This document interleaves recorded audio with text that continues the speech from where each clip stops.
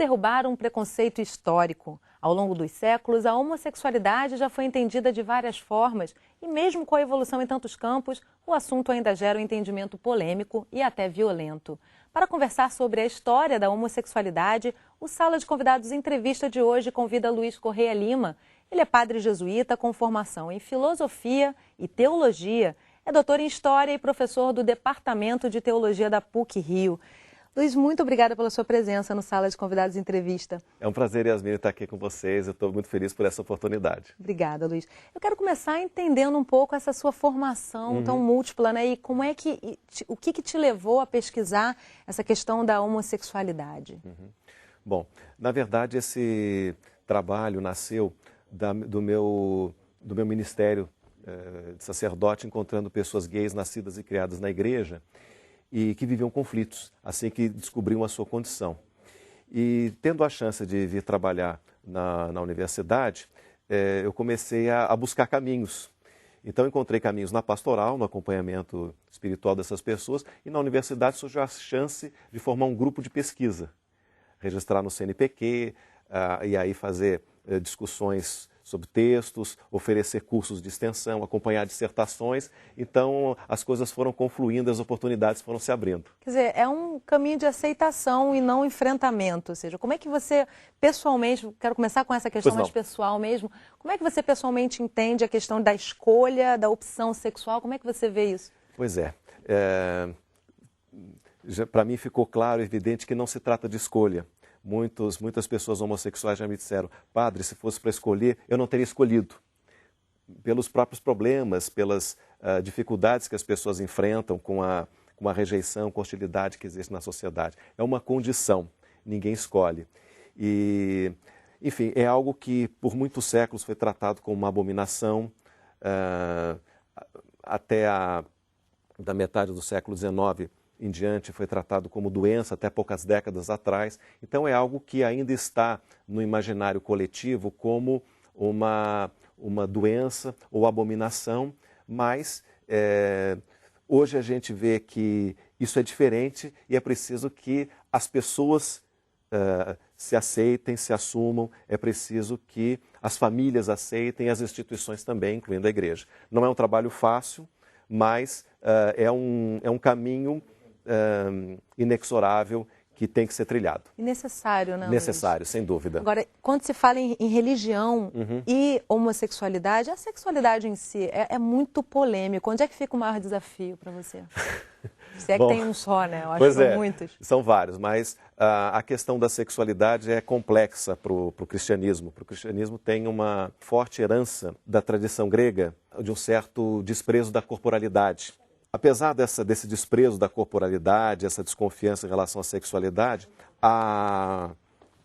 o sexo heterossexual com fins procriativos acabou tendo um status aceitável no cristianismo, na história do cristianismo, embora ainda com uma certa culpabilização. Então, compreender outras sexualidades não heterossexuais ainda é um desafio grande, mas que precisa ser enfrentado. Agora, falar de homossexualidade sem pensar no desejo, sem discutir a existência do desejo é inevitável, né? Sim. É impossível, né? É o que trata a chamada teoria de gênero. Porque normalmente se pensa, quer dizer, o sujeito tem um corpo masculino ou feminino, então tem uma compreensão de si masculina ou feminina, tem desejos pelo outro sexo e práticas sexuais e uma função social correspondentes. Quer dizer, a teoria de gênero problematiza essa correspondência absoluta. Então a pessoa pode ter o corpo de um homem, o corpo de uma mulher, mas pode ter uma outra compreensão de si mesmo, uma outra autopercepção e pode ter desejos e práticas sexuais que não correspondem à expectativa daquele corpo. Quer dizer, é a chamada heterossexualidade compulsória, que vigorou na nossa cultura ocidental por muitos séculos, mas que hoje está sendo problematizada e está sendo, vamos dizer, amplificada, quer dizer, está sendo diversificada. Você está querendo me dizer que é possível, então, para um religioso aceitar que existam 6 bilhões de sexualidades? Você acredita, assim, que cada ser humano compõe um tipo de olhar sobre a sua própria sexualidade? Eu aceito que as sexualidades são várias. Mesmo a homossexualidade, alguns falam de homossexualidades, no plural. E aí tem a sigla LGBT, né? Lésbicas, gays, que vai bissexuais, mudando, né? travestis e transexuais, o T já é para os dois, e agora já querem acrescentar o I, que são os intersexuais. Há uma outra teoria nesse campo, que é a teoria queer. Queer, que quer dizer extravagante em inglês, que afirma que as sexualidades não são fixas. Elas não constituem identidades fixas, mas que elas são maleáveis ao longo da vida. Eu creio que para algumas pessoas isso é válido.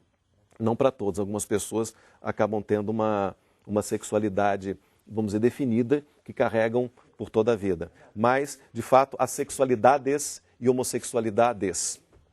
E é possível, então, a gente contar uma história da homossexualidade dentro da história humana? Claro. Você consegue ver um marco ali de início, por exemplo, dessa história? Ou isso sempre aconteceu, sempre existiu? Olha, o que nós chamamos de homossexualidade já existe no mundo animal. Mais de 450 espécies já são conhecidas que têm indivíduos homossexuais. Entre os mamíferos, 71 espécies identificadas.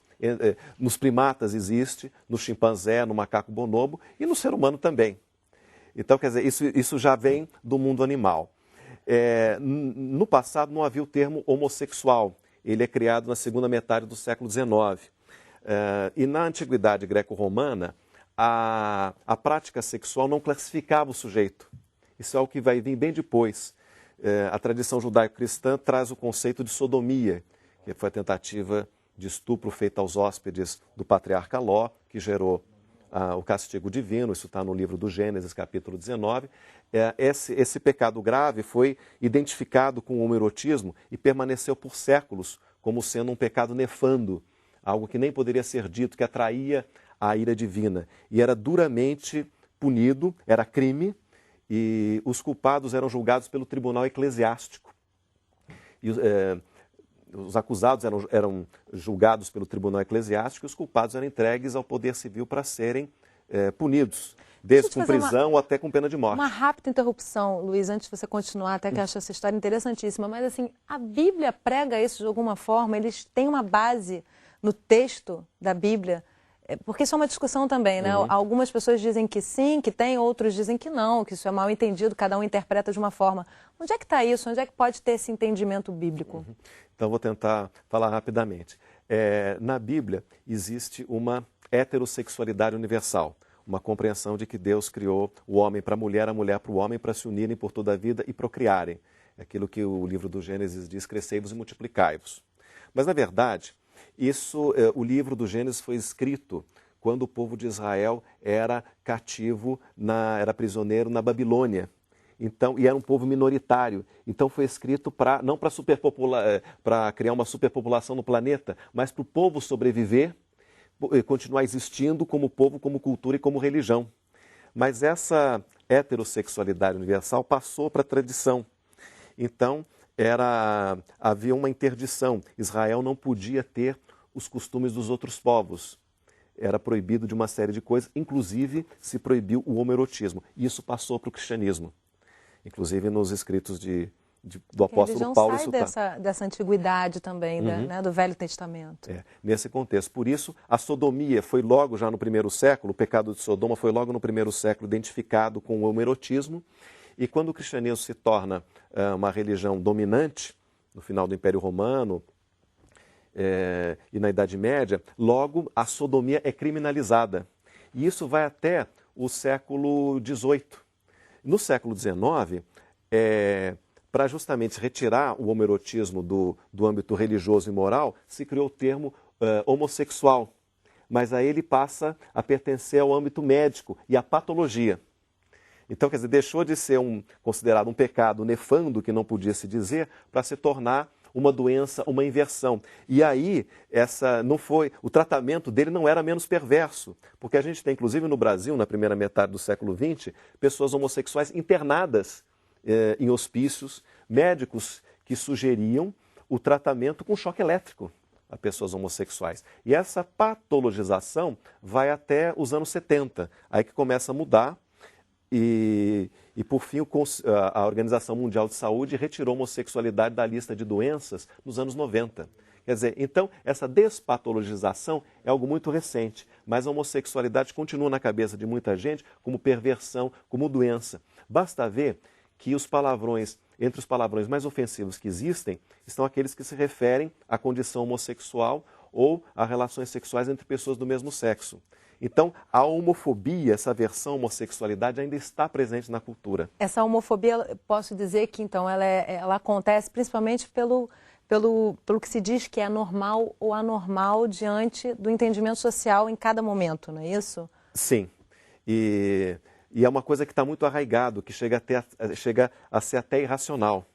E fica mais forte até do que prega a Bíblia também, que é a aceitação, que é você ter um entendimento de que cada pessoa tem seu espaço e que a agressão muitas vezes, quer dizer, se confunde um pouco, né, esse entendimento bíblico, porque também não há nada que pregue a violência contra uma pessoa que seja homossexual na Bíblia.